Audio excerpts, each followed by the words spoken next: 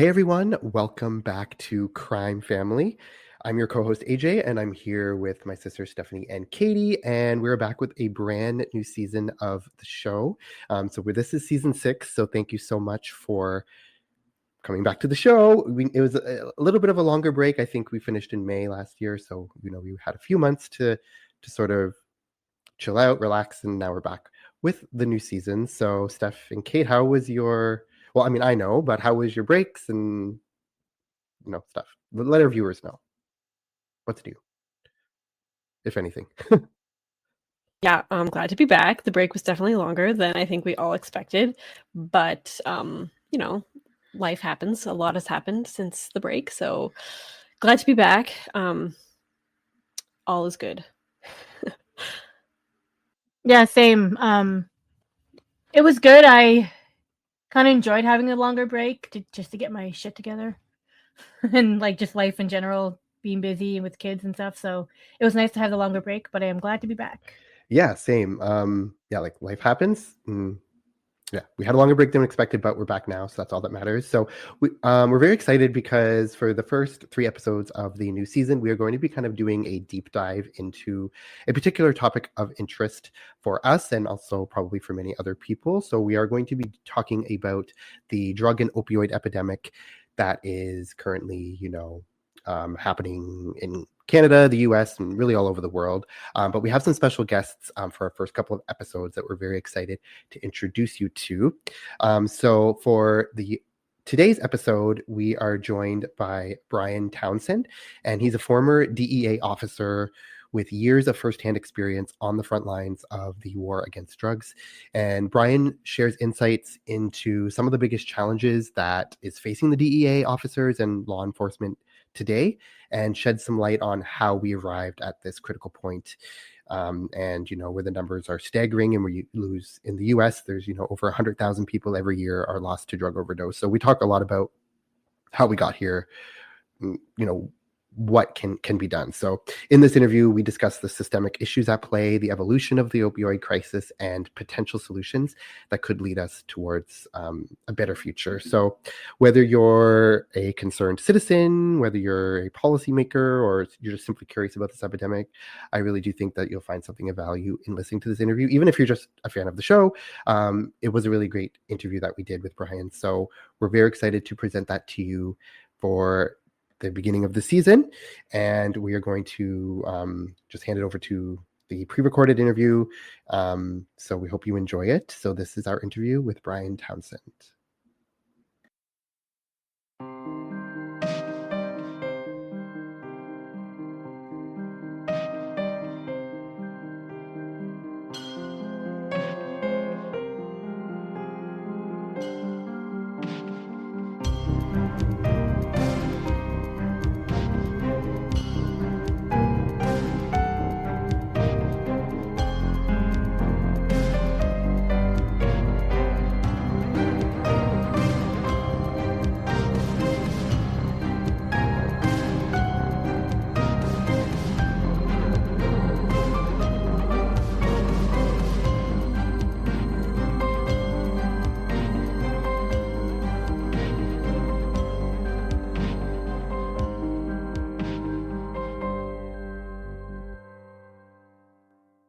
We have a special guest with us today we're very excited about. We have Brian Townsend, and he has many years of experience in law enforcement as well as the DEA, so the Drug Enforcement Agency. And he is here as an expert in the opioid crisis and all of the things that kind of go in with that. So we're very excited to have you on the show, Brian, to share with us your experience and your knowledge. And so thank you so much for being with us. Yeah, thank you. Happy to be on. So, to start off, would you be able to tell us about your experience in the DEA and how you got to that, and what led you to that path? Yeah, so I spent 28 years in law enforcement. I was a police officer in Joplin, Missouri for 5 years, and I loved Joplin. It was a great city, great police department. But my goal, my dream was to be a special agent with the Drug Enforcement Administration, the DEA. got hired and went to the academy and started my career and spent 23 years at DEA until my retirement a few years ago, and still involved with law enforcement, but no longer wearing a badge and gun. So now I'm just doing training. So, but I had an interest in DEA when I was in high school. Actually, I saw what drugs were doing to communities and decided that I wanted to be a part of some type of solution, and didn't know how I was going to do that. That the internet wasn't what it is today, and but I decided to go to college and be a criminal justice major, and that led to law enforcement, local law enforcement, like I said, the Joplin Police Department. And then ultimately, after about 4 years on, I realized that I felt like I had enough experience to take that next step. And after about almost 1 year process, like I said, I got hired, went to the academy. Our academy's in Quantico, Virginia, at the Marine Corps base next to the FBI academy. They have an academy there as well. Did a 17-week program. And after the academy, I got assigned to Little Rock, Arkansas, where I spent about 10 years. And then I went to Corpus Christi, Texas, and worked in Corpus Christi and the Southwest border for almost 7 years. And then I went to Quantico, Virginia, where I was in charge of most in-service training. And I was in management at the time. And in our management path, you have to, at some point, you have to go to headquarters. So that was my headquarters tour. And then in 2020, I had an opportunity to return to the field. So I went to Springfield, Missouri as the resident agent in charge. So I was in charge of the DEA office in Springfield and the 25 counties in Southwest Missouri that we cover. 2022 rolled around and I had a full retirement, and I loved my job and I loved the people that I was working with, and we had great relationships, but I just felt like I needed to do something different, and I was still young enough to do it. So pulled the plug, retired, and opened my own training and consulting business, Eagle 6 Training. Worked not only with law enforcement, but also businesses and organizations. And then that led to me working with the Mid-States Organized Crime Information Center, MOCIC. So I went to work with them part-time as a law enforcement training coordinator. And then they eventually talked me into a full-time job. So I do my own thing, training and consulting, and then I work for them training. And then I also started a nonprofit organization called Only 2MG. And that is purely dedicated to raising drug awareness, drug education, and really concentrating on the illicit fentanyl crisis. That's me in a nutshell. It's interesting that you knew from high school what you wanted, and then you actually did that. I feel like that's rare. People in high school, their future doesn't turn out the way they were kind of planning. So it's kind of cool that you wanted that and then got that. Yeah, and honestly, I think the stars aligned at times too. I didn't know that path. I didn't know how to get there. I just made some good choices and just kept that goal in my mind and got there. But yeah, absolutely. A lot of kids are, I don't want to say lost, but they're just, there's so many options available to them at that point in their lives. And things could have changed for me as well. Absolutely. But I was fortunate enough to stay on that path. And interesting story. I was a very average student, and my high school counselor at the time actually told me I should avoid college. That would be a waste of money for my family.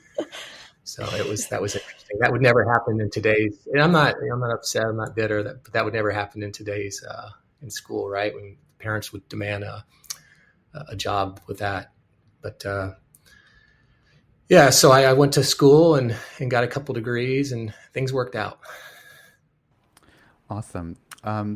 So I guess to start off our conversation about the opioid crisis, from all your experience in the field that you have, what would you say? I know this could be a very long answer, which is fine, but what led us to where we are today with the crisis? So is there one or two main things that you can kind of pinpoint? What's your knowledge about that? Yeah, if I had to pick one thing, it would be the opioid epidemic that started in the 1990s. So pharma convinced the medical community that we needed to prescribe more painkillers, more opioids. And they assured the medical community that they were safe, that they were free from addiction, or at least rare from addiction. And if you look back, and, now we have that luxury, right, to be Monday morning quarterbacks. But if you look back, they had a well-organized, well-funded campaign for probably 20 solid years, telling doctors that we need to treat pain differently. And that if we don't, we're being cruel to the folks that are suffering, and that they're being negligent. And they just kept on hammering this message. And there was a lot of factors involved and a lot of things they used, but ultimately it worked. We had 4 vital signs prior to 1996 in the medical community. We had your temperature, your breathing rate, your heart rate, and your pulse. Your blood pressure, your heart rate and your blood pressure, temperature and your heart rate. Yeah.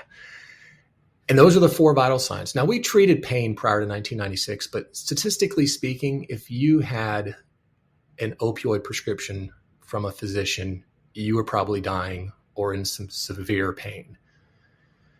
And like I said, for probably a solid 20 years, we were reassured that these things weren't as addictive as we thought they were. And finally, in 1996, we added a 5th vital sign. We called it pain. And we now know that, in fact, there was a American Pain Society. They're now defunct, but they were completely funded by the pharmaceutical industry. Purdue, for instance, being they were the most provided the most funding in that organization. And from that day forward, we treated pain differently in this country, and that matters. From that day forward, if you went to the doctor, let's say you had wisdom teeth taken out after 1996, you probably went home with 30, 60, 90 hydrocodone pills. No questions asked. Prior to that, like I said, it was a big deal to have an opioid prescription. I'm not saying there wasn't some abuse or anything like that, but it was, as far as the medical community, it wasn't very common to have a opioid prescriptions prior to 1996 like that. And after 1996, we started giving it out like candy. We did. We absolutely gave it out like candy. And you can look at the numbers. You can go to the CDC website and you can track this stuff.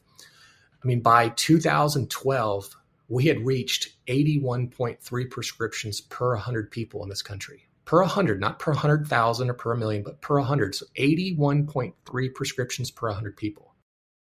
Wow, that's a lot. Absolutely. That's crazy amount. That's about 30 pills for every adult in the United States. And that's where it capped off. That's when it was about 2013 when our federal government, a lot of folks don't know this, actually declared an opioid epidemic. And we started to regulate these things, and we started to put different plans in action to monitor these better. And then, like I said, just regulate them. But the cat was out of the bag. We were handing opioids out like it was candy. And no questions asked, you were going home with 30, 60, 90 pills. So this had a devastating impact. And if you look at the number of people who die from drugs in this country, the government calls these overdoses. I call them drug poisonings. From 1968 to the year 2000, we lost about 208,000 people. And if you look where that, from 2000 on, the line just goes vertical, where we are now, 100,000 plus people every year. But where that line starts to turn vertical, that's where we started to dish out opioids like they were candy. So we started seeing people develop an opioid use disorder, an addiction to opioids. And then when they couldn't get enough opioids, or they wanted more opioids than what their physician would give them, they turned to the street, and they turned to heroin in record levels. And you can look at all the studies out there, National Institute of Drug Abuse. There's a ton of statistics out there that'll show you that about 80% of all heroin users started with legal opioid prescriptions. So we saw the number of people turn into heroin skyrocket. We hadn't seen those type of numbers since the Vietnam War. And then the traffickers said, hey, we have a product that we can cut into our heroin supply. And it's an opioid. It's synthetic, meaning it's all chemical. It's cheaper. It's a lot more potent. So they started adding fentanyl to our heroin supply. And then by about 2012, 2013 time period, we started seeing fentanyl in our entire heroin supply. And then ultimately it would just take over and pretty much replace heroin. So if, going back to the question, you think about one thing that really added to where we are today, it was the opioid epidemic. The fact that we were tricked by the pharmaceutical industry to believe that opioids were safe. I think it's interesting too that pain is a vital sign, because that's like one thing that a doctor can't really confirm from the outside, being like, yeah, you do have that much pain. You can go in and act and scream and be like, yeah, I'm in pain, and they have to believe you. So I think that's one of like just the interesting like gray areas, be like, is it true? But you can't ignore someone in that much pain, right? So It's subjective, right? It's how do you're going to call someone a liar? How do you measure that? You're absolutely right. There's not a blood test, or there's not a test that they can measure that with. They ask you what your pain is on a scale from 1 to 10, right? And that's it. And there are, I want to make it clear, there are people that are in pain that do need opioids. So, we don't want to neglect that. But the bigger problem is that we release these at record rates, and it had a devastating and profound impact, and it still is on this country. The numbers are lower now. We're about 36.5 prescriptions per 100 people in the country, and then you can dive into your states and your counties, and you can see where your problems are. And then you compare us to the rest of the world, and we treat pain differently in the United States than any other country in the world. Why? Can anyone answer that? And I'm not talking about third world countries. I'm talking about Canada, England, Australia, high income, developed nations. Why do we treat pain so differently than these other countries? And it continues to have an impact on this country. And yeah, like, so we're in Canada, and I know, like Vancouver, there's like crisis in Vancouver. So what's the difference between Canada and the US? Like, they're so close, we do everything so close together. So like, what's the biggest difference, I guess, between Canada and the US between opioid use, if you know those numbers? I don't know your drug poisoning numbers. I know your laws are a lot more progressive as far as the penalties and things like that. So that has had some unintended consequences. We've seen more labs in Canada. We've seen growing problems in Canada because of it. I can't point to any, or I can't point to your overdose or your drug poisoning numbers, but certainly is impacting you as well. And the fact that we are neighbors, I'm sure that there's resources that the criminal organizations are sharing and trying to further their pocketbooks as well. Another thing that we have here in BC, I'm in BC, they have like the safe drug, like injection sites, and they have safe drug supplies. What is your opinion on that? Do you think it's helping in the long run, hurting? I mean, we got here because opioids were legal, right? Yeah. So what's your opinion on that in general? Not a fan. I think we need to address the core issues. I would rather see the money go to rehabilitation. I would rather see the money go to mental health. I would rather see the money go to recovery efforts. I don't want to see the money go to syringes. I don't want to see the money go to encouraging people to use drugs. I know these people are struggling, and I understand harm reduction, but if we're going to concentrate our efforts, I'd rather see those concentrated on finding the root cause of substance use disorder, addiction, and putting our efforts and our time and our resources towards that. So no, I'm not a fan of those things at all. And if you look at some of those locations, I'm not an expert in Canadian law, but it does appear that you guys are pulling the strings back a little, or covers back on that a little bit. And here in the US, I know we are as well. They've tried some of those things in places like Oregon. And now they've done a 180 on that, right? I mean, they're turning because they saw the impact, the negative impact that's having. We need to address the root cause of addiction as opposed to just encouraging it. I guess. Oh, Katie, go ahead. Okay. This is a huge question, and it probably doesn't have a straight answer, but I guess what, in your opinion, is there a way to get out of this crisis? And like, what is that solution? A lot of time and a lot of cooperation. I think that's a there's so many things we got to do. I mean, one is we got to reduce the stigma. We got to figure out how to get people to care. There's this misconception that drug use is a moral failing. And what people don't understand is substance use disorder, quote unquote addiction, is a disease that impacts our brain. But there's a stigma to it. We call them derogatory terms like, addict or junkie and things like that. And that creates a lot of shame. These words matter. And we know now through a lot of research that a lot of these folks aren't even looking for, or they won't seek help because of that shame, because of the way society looks at them. So I think we need to turn that around. I mean, if we were talking right now about 20 dolphins washing up on the beach every day, we'd all be up in arms. I mean, we'd all be texting $20 to the whatever organizations. We'd all be, our congressmen, our senators would be on the phone. But, in the United States, we lose one person every 5 minutes to drugs. Every 5 minutes. We lost 107,000 Americans last year to drugs. Like I said, the first 32 years of tracking this data, we lost 200,000 total in 32 years. We now lose 100,000 people every year. And we know 75%, or about 2/3 of those people, about 75,000, are because of one drug, fentanyl. But ultimately, who's really doing anything? I mean, and so I think that's one of the big things we need is we need a public awareness campaign, and we need people to care, have a little empathy. I'm not saying people should agree with drug use and there shouldn't be consequences for trafficking and using drugs, but we need to start giving a damn and start seeing how we can work together and find a solution here. That's the big one. Yeah.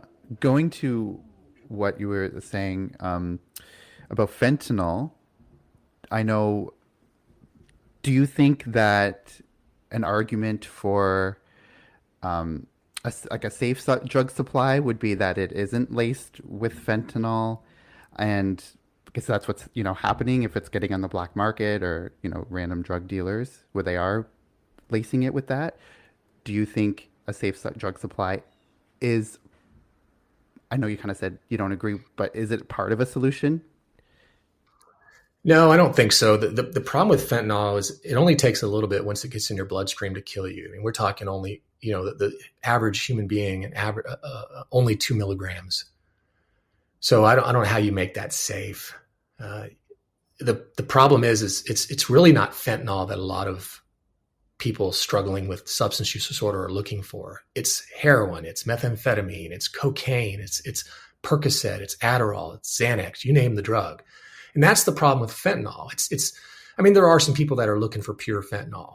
They've developed that addiction to it.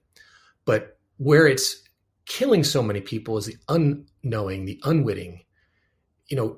Like I said, it replaced heroin. And now when we do find heroin in the US, at least last year in 2023, 72% of all heroin we seized had fentanyl in it. 41% of all cocaine we seized by law enforcement had fentanyl in it. 17% of all methamphetamine we seized last year had fentanyl in it.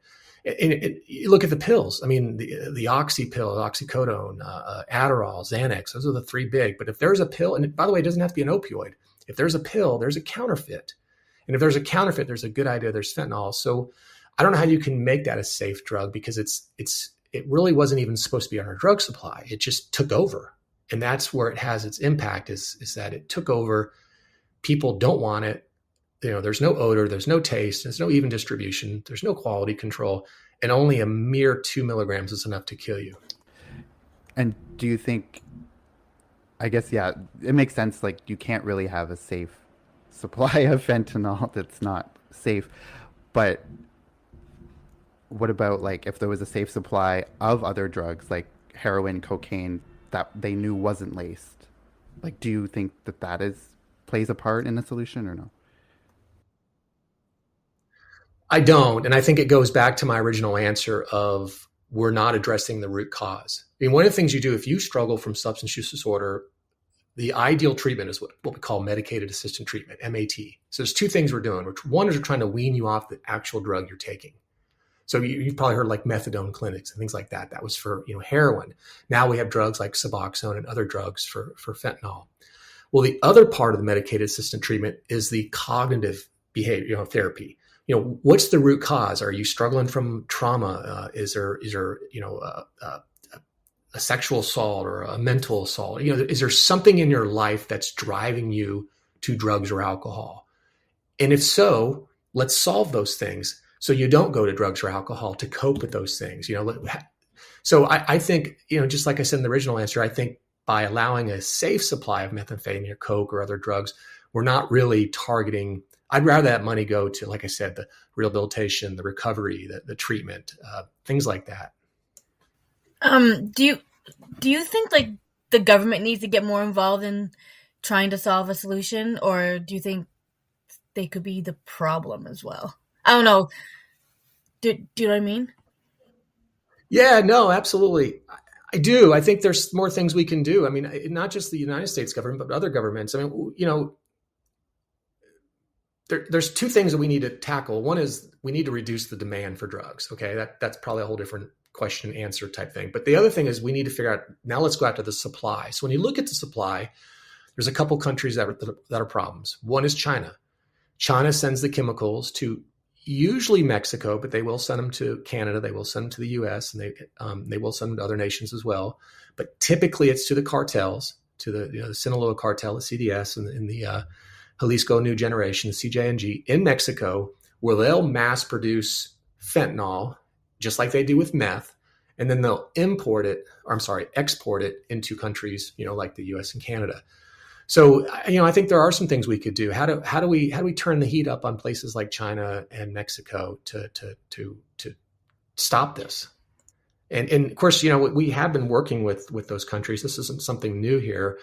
And this last president down in Mexico, AMLO, who's the outgoing president, he's Mexico's a sovereign nation. He's more concerned about his own citizens, and I get it, right? I mean, that's what you want your president to take care of its own citizens first, right? But this is also drugs are also having an impact down there as well, and I think there's some joint efforts that we can agree on and work with. So I'd love to see the international community and our governments do more to slow or eliminate the flow of chemicals and the precursor chemicals to make these dangerous drugs.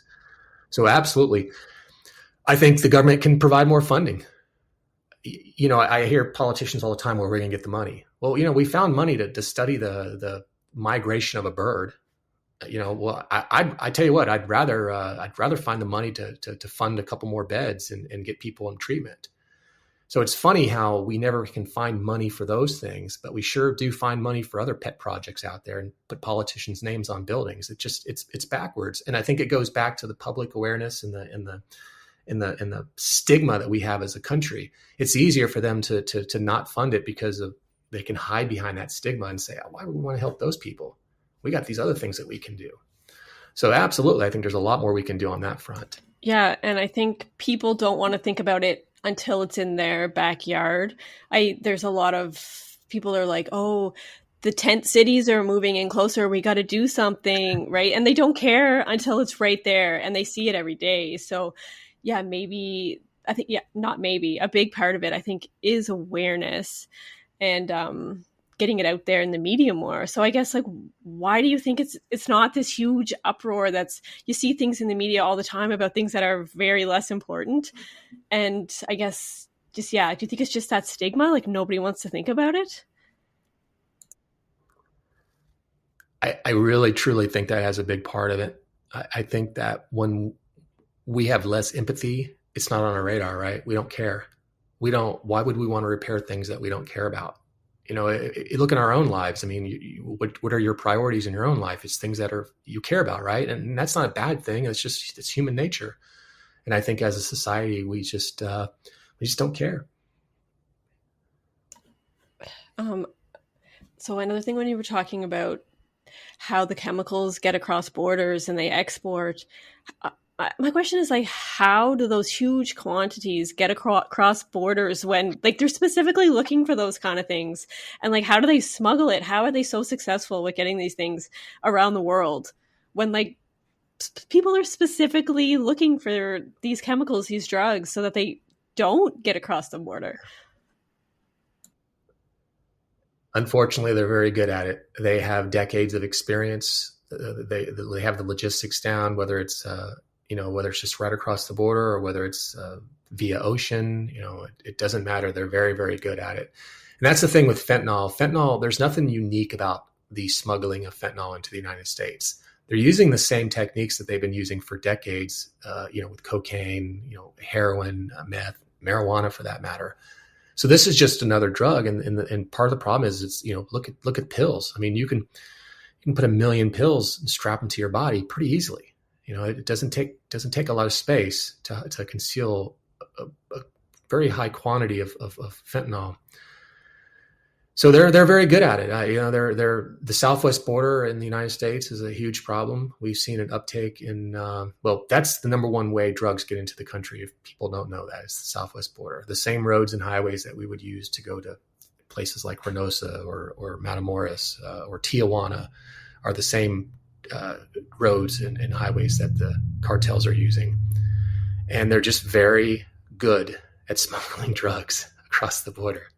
And it's a problem down there. I'm not political at all, but we absolutely have a problem at our border. I spent almost 7 years, in Corpus Christi and then working along the border. So I spent a lot of time in the McAllen area and the Brownsville area, and I've seen it firsthand. And when people do get political, I say, hey, stop. You just go to the border. Just spend an hour. Your whole perspective is going to change. It's a mess.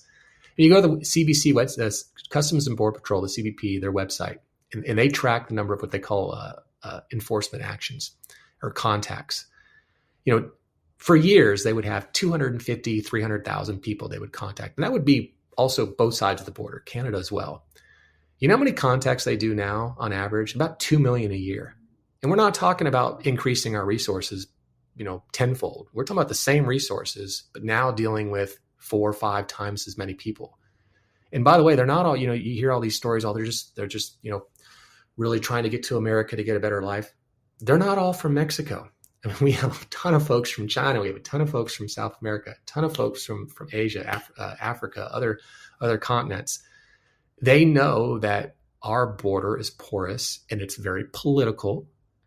And this is an opportunity. And that's really sad because if you look at it, apolitically look at it, we've been doing border security in this country for 100 years in the United States. Since 1924, we've been securing our border.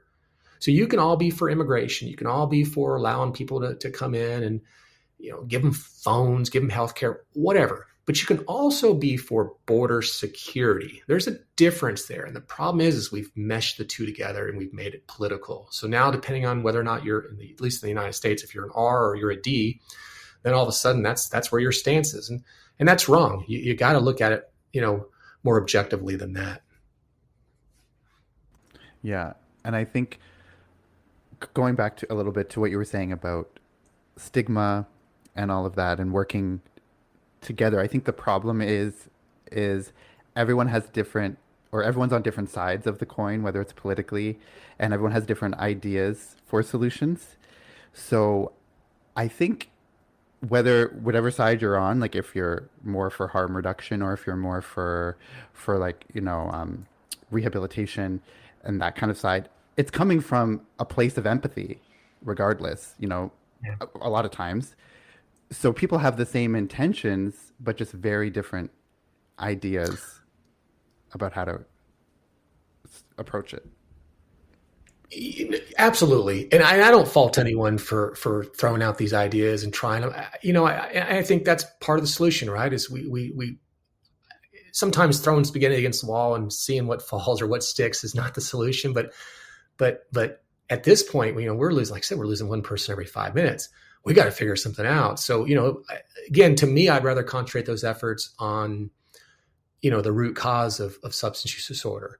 But I want to hear their perspective. I want those people in the same room. I think we need to collaborate. And like I said, time and a coordinated effort is ultimately how I think we're going to get ourselves out of this. In law enforcement, for the longest time, it's always been this, we're just going to wrest our way out of it. And we know we can't do that. It's absurd to believe that. And So I realized pretty quickly that I've got to get out of my silo. I've got to get out of my little perspective, and I've got to open the door to other folks, and I've got to get on the phone, and I've got to get in the room, and I got to get into their meetings, and we've got to start figuring out, how do we solve this together? So I'm all for that. I'm all for getting different ideas and different perspectives in a room. Sure, some of them aren't going to work, but hey, you know what? Some of them might. And at this point, we need to collaborate and figure out what we're doing. Yeah, because I think the point. Oh, sorry, Kate. I was just gonna say, because the reality is, while everyone sits in their silos, people are dying in the process, right? And it has to be, the more siloed you are, it's not going to solve the issues. So it's about coming together, for sure. Yeah. Go ahead. Yeah, I was just going back to the border security and things. This I don't know if you can answer this or if you would want to, but how much corruption is in the government, do you think, or do you know, that allows these kinds of things to happen? Like, do you think the cartel is in the government in a way, kind of thing? You know what I mean? Yeah, this is a touchy one. Let me start with the U.S. government first. I think for the most part, we have a very professional United States law enforcement as a whole. I really do. Statistically speaking, you look at it, let's talk about the border. Are there some bad apples on the Border Patrol? Sure. Unfortunately, and they're doing their best to weed them out. But the 99.999% of the Border Patrol, the men and women are hardworking, good individuals who really just want to go do their job and make this country safer. So I think on the United States side, that's actually not a huge problem. I'm not trying to be naive. I'm not trying to, the thin blue line or anything like that. There's no evidence to suggest differently. Now let's go across the border. It's a problem. It really is. And then you look at the last 6 years, AMLO, the outgoing president down there, he's done a lot of damage to our efforts. We worked with vetted teams and things like that, and he's really made that job difficult. Like he wants a lot of the information to route through certain channels, and we can't do that. We just can't do it. So we have a lot of success down in Mexico. And I can't speak for DEA today, but I've only been retired for a couple of years, and I do have a lot of experience with this. But I can say that there are a lot of people on the south side of the border who are risking their lives to make Mexico safe. And if you've ever been down there, it's a beautiful country, beautiful people. And it's sad that the corruption is so widespread, and the violence is so widespread, and that the cartels have so much control down there. Then you go back to his presidency. I mean, he has the most violent presidency in the history of Mexico. There's like 150,000 documented people who died in Mexico in the last 6 years. That's absurd. And then he has this hugs, not bullets policy. And I get it. Let's find some other solutions. But come on, sometimes you got to be hard. Especially, we're not talking about someone who's selling a gram of coke to buy their own, dope, their own drugs.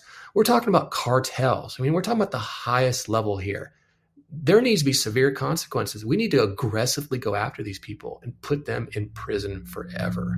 Throw away the key. And it's just frustrating. And then, there are some articles, this isn't me speaking. This is, I think New York Times did one, Washington Post did one. There's some articles out there about some of the alleged money from the cartels that might or might not be going to high level Mexican officials. And again, this is not me speaking here. You can Google those things and you can read those articles. So it does make you wonder, who really is pulling the strings down there? But yeah, my entire career, we had problems with corruption on the south side of the border, but thankfully, worked with a lot of amazing people down here who are, when I say they're risking their lives, I mean, they're risking their lives and the lives of their families to work with us and to go after these dangerous criminals, these violent criminals, and make their country safer.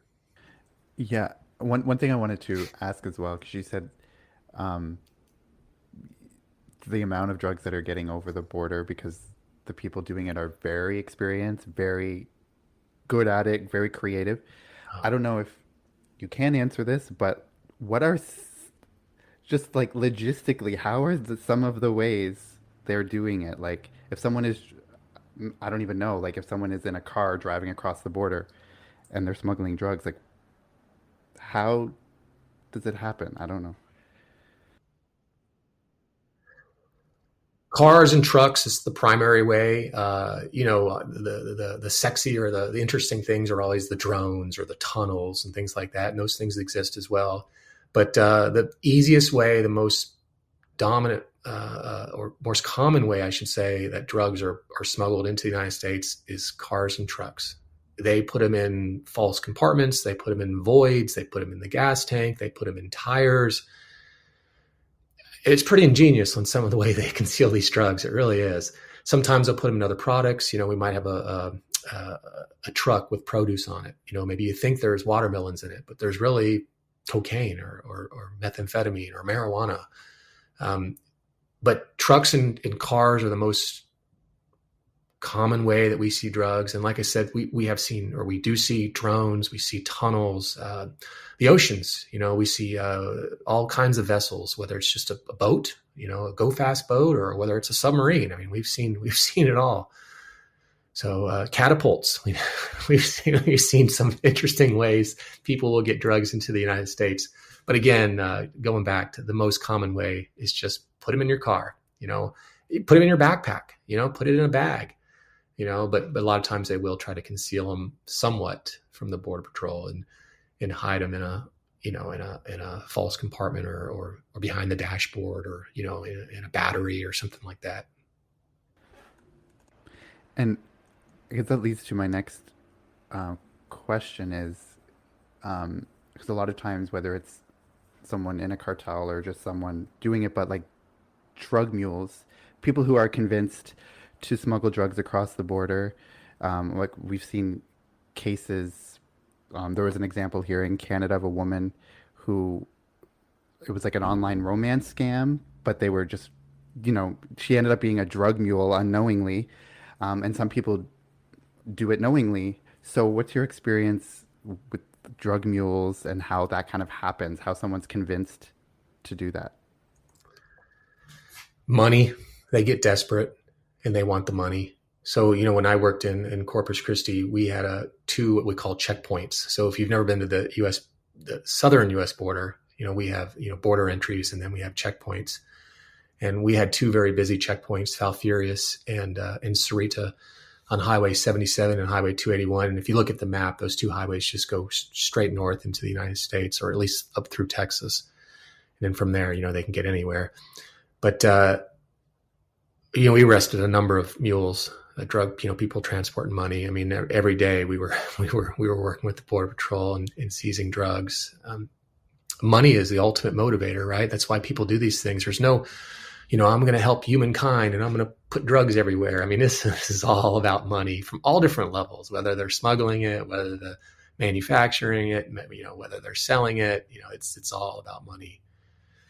So, that's the biggest motivator. I don't know that I've ever seen any other motivator other than money. Yeah, I guess that's a good point. What you said, like people get desperate enough, they'll do anything, and there's a lot of money to be made in that. And for some people, they feel like it's easy money, right? Why go work, at a fast food place when I can smuggle, 5 keys of cocaine over the border and, make more than I'd make in a couple months, working a 9-to-5 job. And so it's that quick, it's that lottery, right? It's that quick fix, if you will. And unfortunately, there's a lot of, severe consequences when you get caught. You go to prison often, and it's not worth the risk. Yeah. And it's just wild to me that someone can get that desperate. Like I couldn't even imagine thinking that would even be a good idea for even a second. Like, the consequences are so severe they ruin your whole life just for that quick pay day, I guess. So yeah, it's just wild to me. And me too. You and I will never be drug traffickers because I have no interest in going to prison. I've been on the other side of the bars doing a lot of interviews and have no interest in breaking the law. Yeah, and I've seen documentaries where former or like current drug mules are interviewed and they say that they really don't have any other options. They live in countries where they manufacture these kinds of drugs, and if they want to make any kind of living, then that's what they have to do, is like traffic and smuggle these kind of drugs around to support their families. Like, these are family people. And so whether that's completely true or, you know, just the easiest kind of job for them to have, I feel like as long as there's money, that this drug epidemic is never going to end, right? I mean, no one's going to stop smuggling if they can make money. No one's going to stop making it if they're going to make money. So I think that's, just follow the money, basically. So I don't know. I'm being very pessimistic. Like, oh, it's never going to stop as long as money exists. But I don't know. Well, people do. I think that's the cop out, though, for a lot of people, that, I need to feed my family. There are other ways. I mean, all the four of us, right? We could all be drug dealers, and that would be the easiest way to feed our families, right? But we choose not to, because morally or ethically, and we don't want to go to jail. But I think bigger than that is, why are they doing it? Now, and I don't mean the money part, but let's talk about the demand part. I can demonize the cartels all day long, or we all can, and the traffickers and the different people, but they're doing this because of one reason: simply economics. Our demand for drugs in the United States is unlike any other in the world. I mean, it's absurd. And if we could figure out how to reduce our demand, that's ultimately part of the solution, really. Then they would put them out of business just naturally, right? I mean, if we all produced a widget and no one wanted it, guess what? We're no longer producing widgets, right? I mean, we have to find something else to do. But they have a product that they know we want. And not only do we want it in record levels. And that'll always have that carrot there for them to go after. So why is it so huge in the US? We may have touched on this already, but is it because there was never these like legal pill mills in other countries, and it's just kind of like that's just where it happened in the US? Or is there something in like the psychology of US citizens that is making them more depressed and desperate? Or what do you think? Well, I think the mental illness part is something I think that, of course, that impacts everyone across the world, right? I mean, we're all struggling from different things, but I don't think we manage that very well globally, especially not in the US as well. And I think a lot of people turn to drugs and alcohol. We know a lot of young people do, certainly, because of mental health conditions. That's a big part of it, right? Just the mental health aspect and what we can do to address that. You go back and you look at the entire drug history of the United States. I mean, the first time we ever saw widespread addiction in this country was during the Civil War. We had these horrific injuries, these amputations, and we started handing opium and morphine out like it was candy, like we did in the 1990s. And it scared us. It really did. But then we saw more and more of these drugs, the opium, the morphine, and then, heroin, and then cocaine in the late 1800s. And we just fell in love with these drugs. And it goes back to almost the simple economics where, we just started abusing them at record levels. And then it wasn't until really the early 1900s when we started to regulate these things. But the cat was out of the bag. We liked it too much. And then over the years, like I said, when you throw on the mental illness part of the problem, it just compounds it. Now they know that, okay, there is a substance I can go to that'll make me feel better when I'm depressed or when I have anxiety or when things are going bad in my life. And they know what they can turn to, and they turn to drugs and alcohol at record levels. And we see that with kids all the time. Yeah, I think one of the most interesting and scary things about opioids is that it actually changes your brain chemistry. So your dopamine levels are completely gone. And so how do you recover from that? I'm sure it takes years to get back, if you ever can get back to what you were before your chemistry changed. Like, that's the scary part of it, is that you're actually physically could be mentally changed because of these drugs. Especially our young people, and that's just not opioids. That's all drugs. That's even alcohol. It's marijuana. We know that brain development happens until our mid-20s. So the more that we use drugs and alcohol when we're young, the more changes that we're making to our brain. And that's not healthy. That's not safe. The good news is there's a lot of people out there who are in long-term recovery, who are very productive members of our society. and who have beat substance use disorder, who have beat addiction. And that's a wonderful thing. And I think that's a great reason not to give up hope on people is we can beat this. We can get people help. And they can, like I said, turn their lives around and be productive members of society. Going to your earlier point about addressing the root causes, I think it's, if you look at people who are addicted to drugs, probably the vast majority have some type of trauma in their life, in their early life or later life, but something leading them. Like, people don't just wake up one day and they're like, oh, I'm going to just take a drug right now. It's like, there's usually a root cause. So, it's just addressing those root causes and like intervening before they turn to drugs, because maybe the other treatments didn't work. Maybe they never received the other treatments. And I think the stigma goes along not just with addiction, but like trauma in general. People are going to actively open up and speak about it and get help, and it can lead them to turning to addiction later. So that's super important too. 100% agree with you. That's a huge issue, and it's part of that root problems that we need to solve. And you look at all the studies out there and all the statistics and all the research they've done. A number of people who struggle with substance use disorder have documented mental health conditions. A high number of people, and these are typically conditions that we're just not addressing. Whether the person's not seeking the treatment themselves, or whether it's not recognized, or for whatever reason.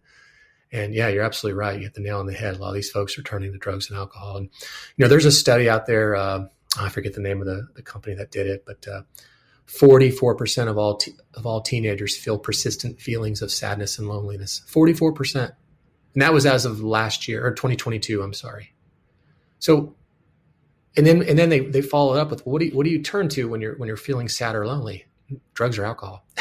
I mean, I'm not laughing because that's funny. I'm laughing because it's sad. I mean, that's the reality is that root cause really is. I mean, there's many things that we need to do. Like I said, we need to reduce the demand. We need to go after these high level traffickers.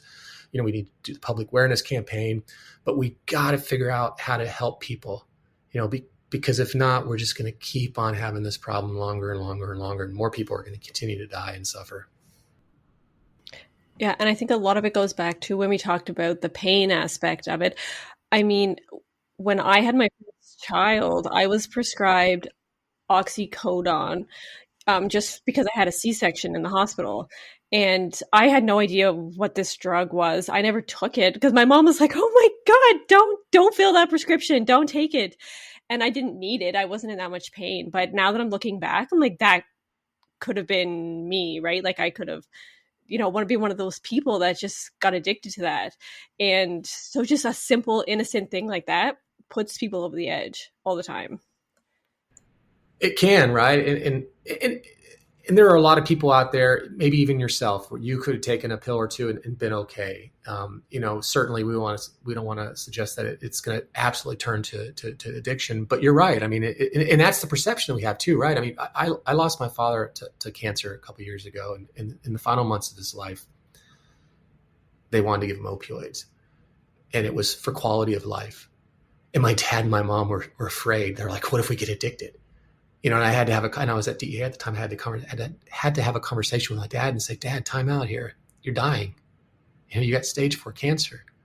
We want to increase the quality of your life. We're not looking to, you're not going to go homeless and things aren't going to go, spiral for you. Let's worry about your health at this point, and your quality of life at this point. But, I'm the same way, like with your story there with the I wasn't pregnant, but when I've had opioid prescriptions, I'm always that person that says, oh, do I really need this? Can I just take some Tylenol or just kind of get over the pain, and because I have heard the stories. I can tell you a lot of stories where people have, not your stereotypical drug user, who are just people that are hospitalized for different reasons, and they just fall into it. They get that opioid prescription, and then life forever changes for them. And it's heartbreaking. And that's when you go back to the very first question you asked me about, what kind of triggered all this, and the fact that the pharmaceutical industry reassured the medical community that these things were safe. They lied. 100% lied. And they fooled us as a nation, and it's continuing to have devastating consequences. And that's a bad thing. And the struggle too is the fact that there are people out there that need opioids and it helps, but there's a lot of people where it hurts as well. So how do you distinguish? It kind of goes back to what you're saying. How do you know when someone has pain and when they don't, right? That subjective feeling. Yeah, it's good. The point that you mentioned, because I was wondering too with like Purdue Pharma and like big pharma, I was like, didn't know. I'm like, did they really not know, but they knew for sure 100%. Yeah. Well, when you look, there's a lot of shows. Hulu has one. I think Netflix has one. There's a bunch of shows out there. There's several books.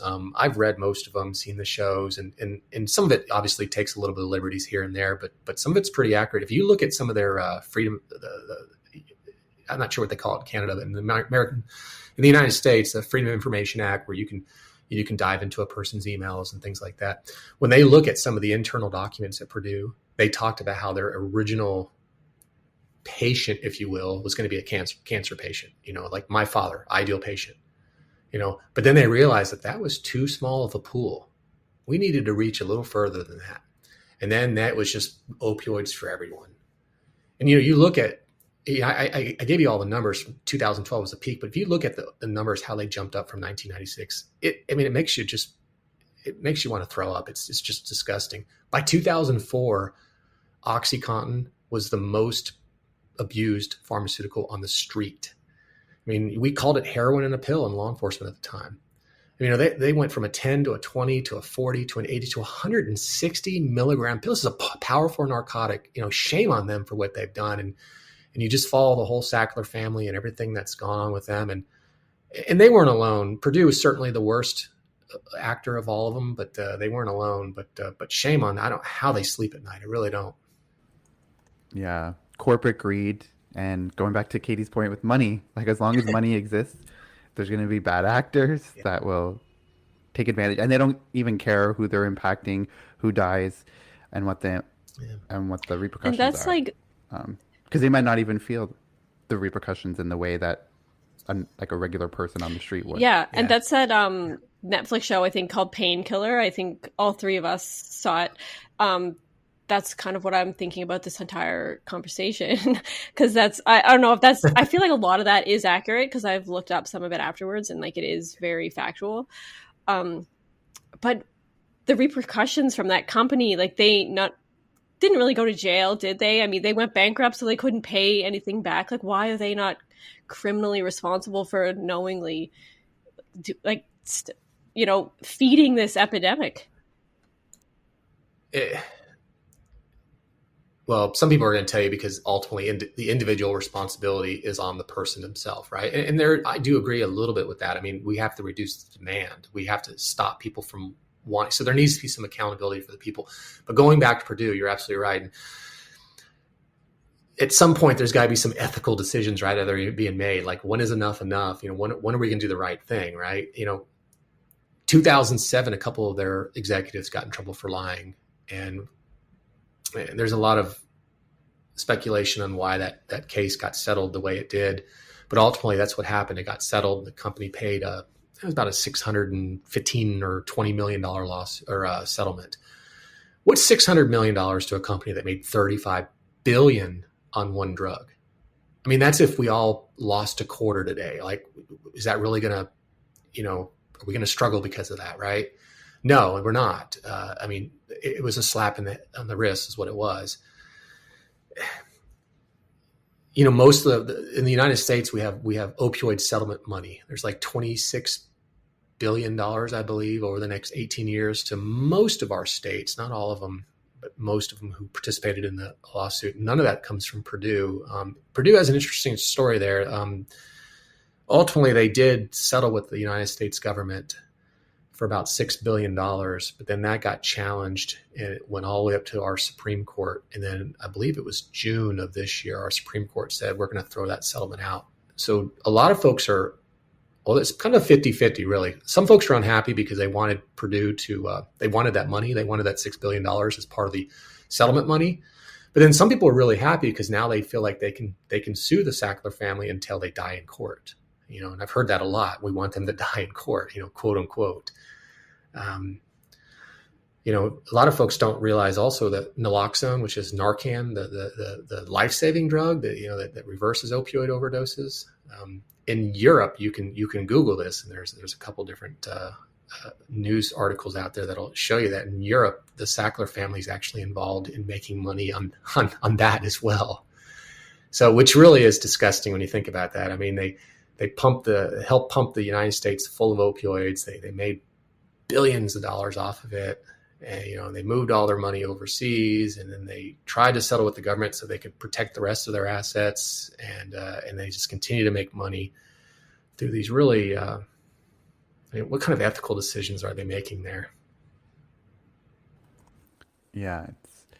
And for like a person going up against a big pharmaceutical company or like a series of people, that's a scary thing. That pharmaceutical company can sue you from here to tomorrow, billions of dollars. So it's like almost you have no leg to stand on, you feel, if you're just a singular person or like group of people taking on this big pharmaceutical company. But I wanted to ask about one of the questions was what like demographic or geographical areas in the US do you see are most impacted by the opioid epidemic? Like I've seen documentaries and stuff that will focus on like little pockets of America, like small towns that are super impacted by the opioid crisis. And I always wonder like what makes some towns more susceptible or more impacted than larger areas or something like that. So in your experience, what is the geographical and demographics of people most impacted? Historically speaking, early on in the mid 1990s, it was places that had high careers with blue collar type labor. So that's why we saw a lot of it in places like West Virginia, the coal mines, Ohio, the Northeast. We saw a lot of careers that are typically people, working outdoors or with higher levels of potential injury than other career fields. So to them, that was kind of a target environment. If you're more likely to get injured in the line of your work, well, here we are with the pill that's going to make you feel safer, right? Or feel better. So early on, we certainly saw that. And West Virginia really climbed up. If you look at their overall number, they still lead the nation in drug poisonings. I think it's 80 or 90 people per 100,000, which is much higher than even second place.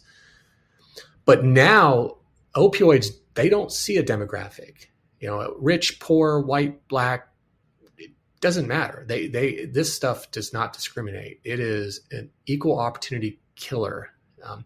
Where we're seeing it hurt the most people is our young people, that 14 to 18 demographic. And the reason we see that is, well, some common sense, really. If you tried drugs or alcohol in your life, you were probably a teenager.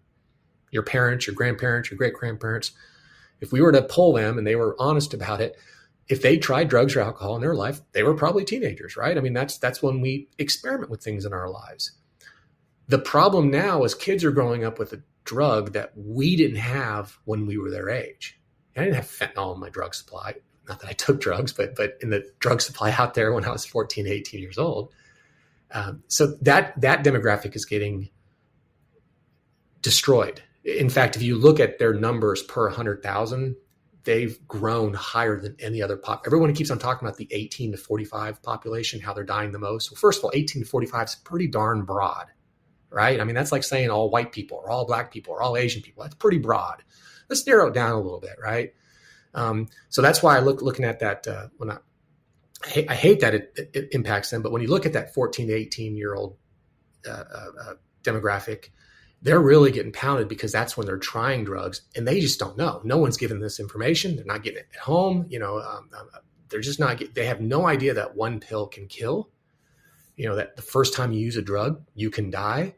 They have fentanyl that is sprinkled throughout the drug supply and they're experimenting with drugs and boom, they're dying from first-time drug use. So that is the demographic that we're most worried about is young people. And that's why a lot of my efforts are concentrated on that demographic.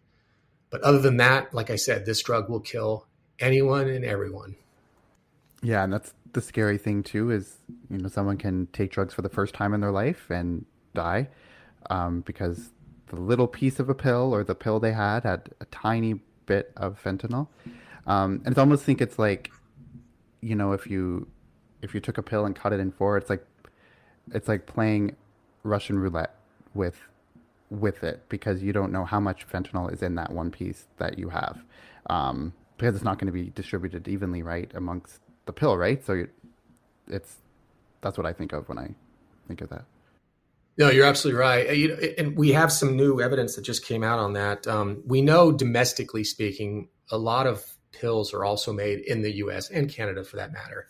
And what we see is typically the powder, the actual fentanyl itself is typically manufactured in Mexico. And then at some point a pill's made. When pills are made in the US, the distribution is totally uneven. We call it the chocolate chip cookie effect. We're all eating chocolate chip cookies. The first bite, we don't get a chocolate chip. Maybe we do the second bite. And there's a lot of instances out there where people are taking pills, splitting them in half, and one person dies and the other one doesn't because, like you said, no even distribution. Interestingly enough, we are seeing some even distribution from the cartels. We're seeing a lot more, and this is all within the last couple months. We're seeing a lot more quality control. I want to be careful, not quality control. We're still seeing high levels, an unknown level. I mean, we see pills that have 0 fentanyl in them. We see pills that have 15 milligrams of fentanyl in them. So the broad spectrum, how much fentanyl is in them. But it's interesting when I know when DEA has been doing random testing from, especially from the large 2 cartels that are responsible for most of the fentanyl into the United States, and they'll cut those pills into quads, into 4 pieces. And shockingly, they're doing a lot better job on the distribution. So as opposed to half a pill killing one person, now it'll kill both people. They're evenly distributed, and that's where they're failing. One is they're cartels, so they're always going to fail. But they are getting better on the distribution part, but there's certainly still no quality control or no rationale for what they do. So are they not thinking about maybe we shouldn't be killing all of our customers, or is it really just about the addiction and like people want this, so we're going to give it to them, whether they die or not, there's always going to be somebody else? Is that like they're thinking probably? Yeah, and I get that question a lot is why would they kill their people, right? Why that's not good for business, right? You want your customers to come back. Ultimately, they're making more customers than they're killing. And I know we look at it like, how's that even possible? And it is, because this stuff costs them pennies to make. So yeah, we're losing 107,000, at least in the United States, people every year, but they're gaining customers left and right. You could give an entire classroom a free pill. And there are locations in the United States where you can get free fentanyl with a telephone number. And yeah, I might kill 25% of the people I give those pills to, but guess what? That other 75%, I'm probably going to have some repeat customers there. And I'm going to make a lot more money because this stuff is pennies to make. The profit margins are incredibly high. As long as the money outpaces the client mortality is what we call it, then that's all they care about. Drug traffickers don't. They're soulless. They don't care about people. They're not doing this because they want to help people. They want to do this because they're putting money in their pocket. So as long as they can put more money in their pocket, do they want their customers to die? Probably not. But that only impacts them if it impacts their money. Like I said, they're soulless. That's why we don't see things like car fentanyl too much in the world. It's out there, but car fentanyl is when 100 people die in a day. Okay, if I'm a drug trafficker, I can't have that because now that impacts the money going into my pocket. So that's I know it was hard for me to understand, right? Why would they sell a drug that they don't do any type of quality control? Why would they sell a drug that can kill people the first time they use it? And it just simply they're making more money on it from the folks that don't die. Yeah, because if they ever did have fewer clients, yeah, they could just charge more. They're in control of the market. They can charge however much they want, and the clients will find a way to get that money to them. So yeah, it's hard to think of it from our perspective because we have empathy and we have souls. So it's hard to think, you can't really put yourself in the mind of someone who doesn't have any of those things. Also, do you think the drugs like Narcan are making a difference if somebody overdoses or from fentanyl, they get revived? Does that change their mindset? As in, oh, like I did almost die. I was very close. Do the majority of the people rethink about their decisions, or are they just too caught up in the addiction cycle that it really, they're just going to do it again and again? Unfortunately, they're struggling with the substance use disorder. I think the drug is making a difference, absolutely making a difference. If we didn't have naloxone's been around, by the way, since like the 60s, late 60s, but we haven't really seen it in mainstream until the last 10 years or so, right? And now most police officers and first responders are carrying it. It's not just something that you see in hospitals anymore. So that absolutely makes a difference, 100%. Last year alone, we handed out, not we, but the companies who make this stuff, about 22 or 23 million doses, I believe. So we don't know how much of this is being used. That stuff the government's trying to track those numbers a little bit better, but that's really difficult. But to the second part of your question, unfortunately, that would all it would take for me. If I'm almost dead, yeah, I'm going to be second questioning a lot of things in my life, right? But the reality of it is they're struggling. Substance use disorder, like I said, it's a disease that really that impacts the brain, and they don't see it that way. There are people out there who tell you that they don't care. Let me be careful here. I don't want to say they don't care. They know they're destroying relationships. It makes them sad, but the need for the drug is compulsive. It's a need for the drug. So yeah, they don't want to hurt mom or dad or siblings. They don't want to steal. They don't want to be arrested. They don't want to overdose. But the need for the drug is powerful, and it's pushing them into continuing to do this. That's why they need help, right? So unfortunately, a lot of folks who are being revived by naloxone sadly go back into the the same type of environment or behavior, and again, until we start going after that root cause and helping these people. And I know that's frustrating. I know a lot of police officers who have revived the same people multiple times, and they, like, what are we doing, right? I mean, you just got to remind yourself that you're saving a life, and maybe it's that third time where where the light switch goes off, and that person does get the help they need, right, and does turn their life around. But I think it's also, like I said, just a reminder of how powerful addiction is to people. Yeah, like even if the person you save with naloxone, whether they wake up and get treatment the next day or in 5 years, but they're able to get that treatment because you saved them with the naloxone. So, and I don't know in the US what it's like, but I know in the city I'm in, like in Toronto, you can get naloxone at like a pharmacy for free. Like you can go and they'll give you some naloxone, which is a great thing. And in here we have the Good Samaritan laws, which I know they have in the States too. Can you explain a little bit what the Good Samaritan laws are? Yeah, so the Good Samaritan laws allow people to call for emergency assistance when they need it without the fear of arrest. So let me give you an example. We worked a case, I can't say where, but we worked a case where some kids were partying, and they were taking drugs and alcohol, and they were, obviously drugs are illegal, but they were also underage. They weren't supposed to be drinking either. And one of the kids overdosed. So they freaked out, right? They're kids. They didn't know what to do. So instead of calling 911 or instead of taking this individual to a emergency room, they snuck him into his parents' house, into his bedroom where he died in bed. And his mom and dad found him the next morning. Horrific situation. Good Samaritan laws are supposed to prevent this. They're supposed to allow those kids in that particular situation, for anyone for that matter, to call 911, call emergency assistance and say, I need help. My friend, myself, whoever is overdosed or needs some type of emergency assistance. And they can do that without the fear of themselves going to jail or some type of criminal consequences for it. So that's the idea. In the United States, I believe we're now up to 59 states have Good Samaritan laws on the books.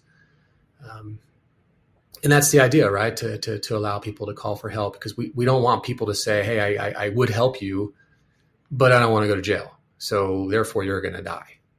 That's silly, right? Are you seeing that those laws are making a difference? Yeah, I think so. The problem is, if you're 18 years old and you're partying with your friends, and one of your friends goes down, it's one thing to have a law like that, but one is, do you know it exists? Number two is, do you trust it, right? That's why we still see countless numbers of they'll pull up to an emergency room, one foot's on the gas or on the brake, they open the door, they push the person out, boom, they take off, right? So at least they feel like they did something, but they didn't want to stick around because they feared the consequences to what was happening. I have seen a little tiny bit of research, not a lot. I haven't really dug into it too much, but I have seen a little bit that it does help people. I think that's what it's intended to do, is ultimately allow people to call for emergency assistance without the threat of arrest or any type of consequences. So I think that's a good thing. I have no problem with that. So, and ultimately, I got to tell you, from a law enforcement perspective, if it's kids partying, come on. What are we going to do? Are we going to put them all in jail, right? That's just doesn't happen. But also, if we do feel like there's something more there, well, there might be some things that we can do in the law enforcement community to further, the criminal intelligence or learn more about the drugs or something like that doesn't even involve the folks that we were dealing with. You know what I mean? So I don't think I hope nobody hates those laws. I don't think they hurt anything. So I wanted to talk a little bit. I know you have a nonprofit, so it's called Only 2 Milligrams. So if you could talk a little bit about that. So I started a nonprofit organization. It's recognized by the Internal Revenue Service as a 501(c)(3). So we are a full-blown nonprofit organization, and we are retired DEA agents, the entire board of directors, and I'm the executive director. And right now I'm the only teacher. Hopefully we will be able to expand eventually and have more law enforcement officers doing drug presentations. I have 3 presentations right now. I have a very comprehensive 4-hour presentation where I give you the kitchen sink. I really break apart the history. And we talk about the cartels, we talk about China, we talk about social media, we talk about the dark web. You name it, we talk about it. It's fentanyl related. Everything is up to date. All my research, I back it with sources. I try to make it individualized to the area that I'm speaking in. But that's I've done that now 82 or 83 times across the United States, with several more scheduled. I have a 1 hour, what we call a lunch and learn. And that's more for the folks that are like, hey, look, I want to learn about fentanyl, but I don't have 4 hours, So I call that kind of the executive lunch and learn, where I'm going to give you about 30 or 40 minutes of just high level stuff. And then we're going to talk for 15 or 20 minutes and do some Q&A. And then I have an hour long presentation that I actually call Shattering Dreams. And I do that for students. Some schools will not give you an hour. That's a long time for students.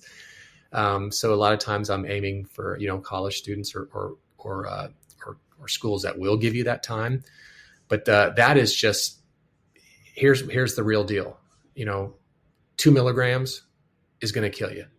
And this is where it is. This is the pills. This is the coke. This is the meth. This is the heroin, et cetera, et cetera. And the goal on that one is to just educate people, empower them to make their own decisions, especially young people. Give them the information that I wish other people was given them. I wish their parents. I wish there were good sources of information coming in. But give them the information, empower them to make hopefully the correct decision, which is not to use these drugs. So we, like I said, we do these presentations everywhere. I'll come to Canada. I happily come to Canada.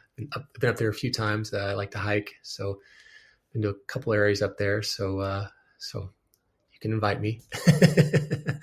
But in all seriousness, though, I enjoy traveling and I enjoy giving this message, and I think it's important because a lot of folks just don't have any clue on how impactful this is. We're in an illicit fentanyl crisis. Make no mistake about that. We are in a crisis, and we need to do something about it. Honestly, I think this drug awareness should be a part of school curriculums. Like I have a daughter that just is starting middle school, and it like terrifies me that these drugs are, they're out there. And I mean, she's only 11, but she's coming up to the age where, people start experimenting, right? And I don't know, like I remember when we were in school, they kind of had like the DARE program. Like I don't know if that's a thing that's across country in Canada, that they would have these kind of awareness anymore. Like they should really show like the dark side of these kinds of drugs. Like, I mean, people smoke weed, they think it's cool. It's just like a cool, fun thing to do drugs sometimes. And I just think that I don't think kids have it in their heads how dangerous it is until it's too late. So yeah, I really think it would be an important thing to have just in every curriculum.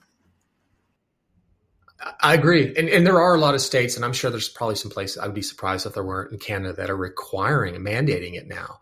I know several states are requiring that in the school curriculums, and I think that's a wonderful thing. Ideally, these discussions are going to happen at home. And that's one thing when I talk to parents, I try to tell people how to parent, but I absolutely recommend talking to their children, age specific, depending on, how old they are, on, not only drugs or alcohol, but all the different things they're going to face in life. Sex, violence, let's be parents and have these conversations. Right. And I could tell you, that's a frustration. When I first got into this, I was so excited about talking to parents. And I had a friend of mine who was like, less than 1% of parents are going to show up to your presentations. And I'm like, whatever. They've never seen me speak, right? First time it happened, I had 6 parents show up. 6. I mean, the stories I won't tell you what school district, but I had a large school district in the United States who was like, we want you to come in. We're going to have several experts come in. We're going to have an expert on drugs. That's going to be you. We're going to have an expert on teen pregnancy. We're going to have an expert on suicide. We're going to have an expert on child predators online. We're going to have an expert on nutrition. I mean, a whole host of things for families to learn about that impact adolescents, right? That's good. And then they're like, we know parents work, we know they're busy. So we're going to do 2 of these things. We're going to do one on a weeknight, and we're going to do one on a weekend day. So one was like on a Wednesday night, and one was like on a Saturday, like at 1:00 in the afternoon. So depending on your schedule, if you're in town, you might be able to make one of these things, right? We had 17 parents show up total. And that's the reality. Until this impacts you, you probably don't give a damn. And I think that goes back to the part where, and this was beyond drugs though. This wasn't just the stigma of drug use. This was, suicide prevention, teen pregnancy, all these different things that are great resources that were free to these families. Why is that? Why aren't we having these conversations, right? And why aren't we taking advantage of these resources that are being provided? Because I guess what, when something happens, who do you think's going to get the blame? Why didn't you do anything? Why didn't you, tell us about, little Johnny or little Sally or whatever, right? But that's a huge, huge problem is the disconnect between people that are getting the correct information. And what I tell these families is, guess what? If you're not having these conversations with your kids, someone else is. Whether it's their goofy friends, whether it's social media, whether it's the drug traffickers or these predators, someone is going to have these conversations with your kids. So why wouldn't you want to give them the accurate information now? Because I've had parents tell me, "Oh, it's out of sight, out of mind. I want to put my head in the sand. That way, if they don't hear about drugs, they'll never use them." And it's absurd to even hear that. I have heard that parents tell me that, and I can't believe it. I refuse to accept that that's the truth, and because I know it's not the truth, right? I mean, out of sight, out of mind does not make sense to me. No, it definitely doesn't. But yeah, kids are learning this kind of things. If not from us, like you said, then from somebody else that is not going to have maybe their best interests. Yeah, you're not like speaking it into existence by talking about it. It already exists. And it's going to exist whether you talk about it or not. So you might as well talk about it. Yeah, just because they don't hear it from you doesn't mean they're never going to hear it. Like that's the exact opposite. 100%. It kind of like makes me hopeful when you think of something like smoking cigarettes, how that's not as common among young people as it used to be. Maybe vaping has taken over, but like tobacco smoke cigarette is not like a cool thing anymore. So that we kind of got rid of that, so we could, get rid of some of the other cool things out there too. And we had this national campaign in all these countries to get rid of that, right? And it's funny because the same companies that were, the cigarette industry, right?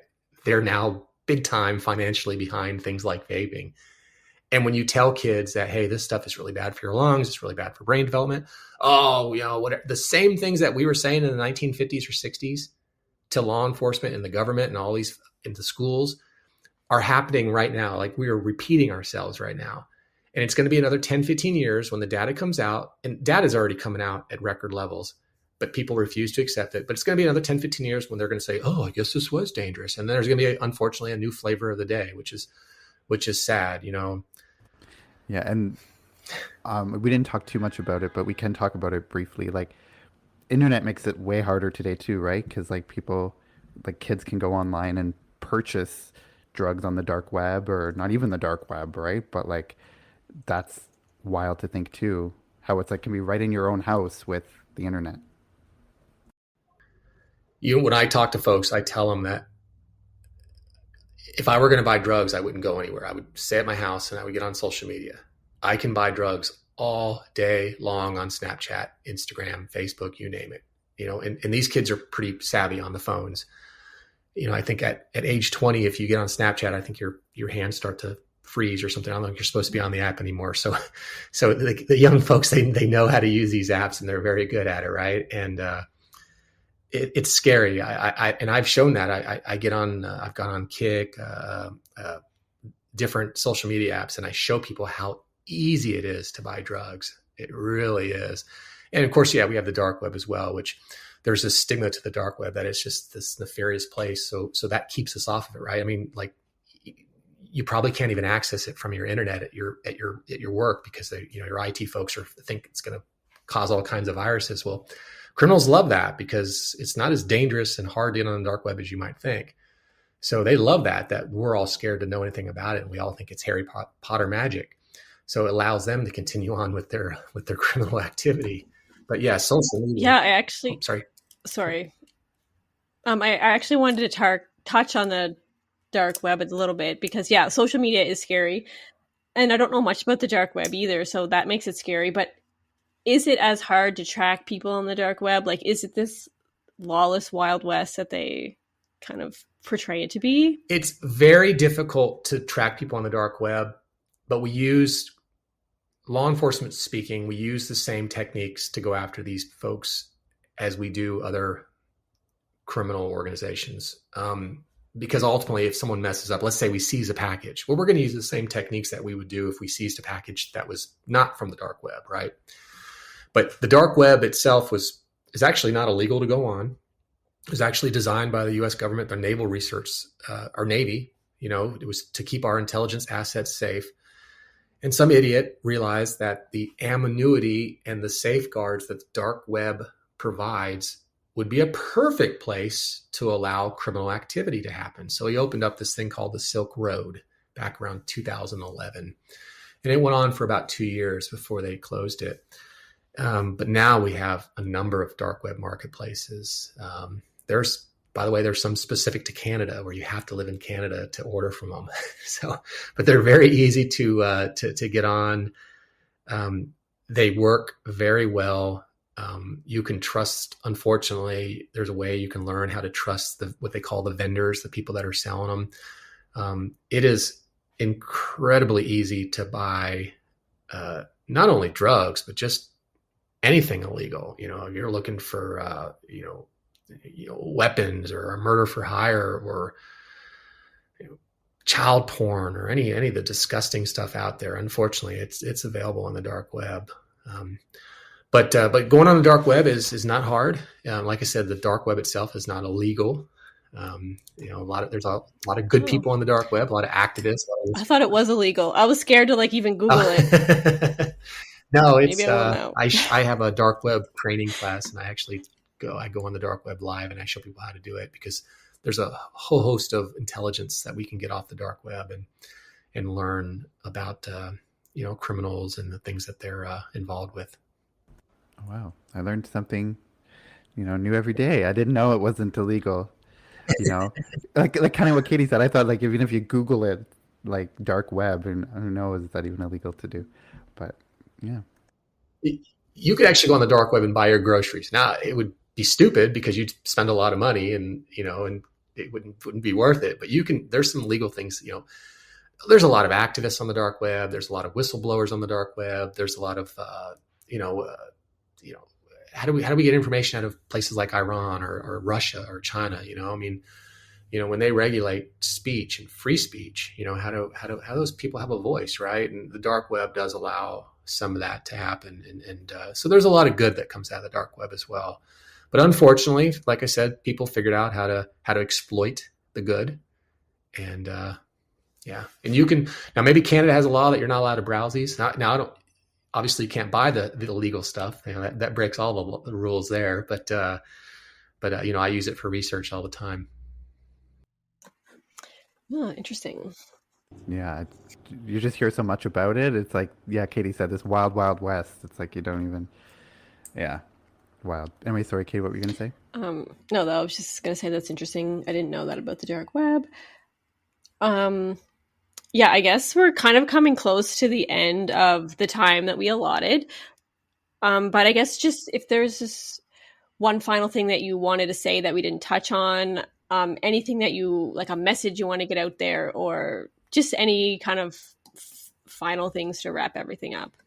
I tell a story sometimes at the end of my presentations. It's called the starfish story, and I don't know if you've all heard it or not, but a little boy's on the beach and he's picking up starfish and he's throwing them into the ocean.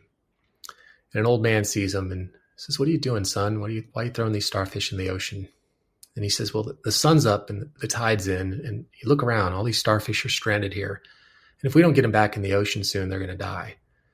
And the old man looks around, and there must be thousands and thousands of starfish all around the beach, all around the sand. And he looks at the little boy and says, "Son, there's too many of them.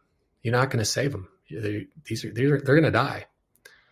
And the little boy bends over and picks up another starfish and throws it as far as he can in the ocean and looks at the old man and says, "I saved that one. I made a difference in that one's life." And that's a story that really sticks to me and is really powerful for me is what kind of difference are you going to make in the lives around you? Friends, family, loved ones, whoever, what kind of impact are you going to make in this world? And that's why I started only 2MG, was to, try to make some type of positive impact, and save that starfish, right?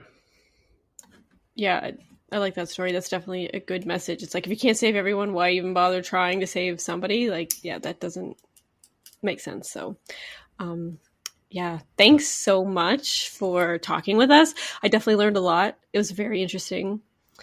Yeah, thank you. Yeah, thank you. Yeah, thank you so much. We'll put a link in our show notes to like your nonprofit, and yeah, we'll be putting up the full interview, and really hope just people can learn from what you've talked about, because clearly there's so much that is unknown, and most people, unless you're kind of in it, don't really know all of the specific issues or the nuances of it. So yeah, thank you so much for sharing that with us, and definitely learned a lot. Yeah, thank you all. I appreciate the opportunity and happy to have done this. So thank you. Thank you. Thank you. All right. Thank you.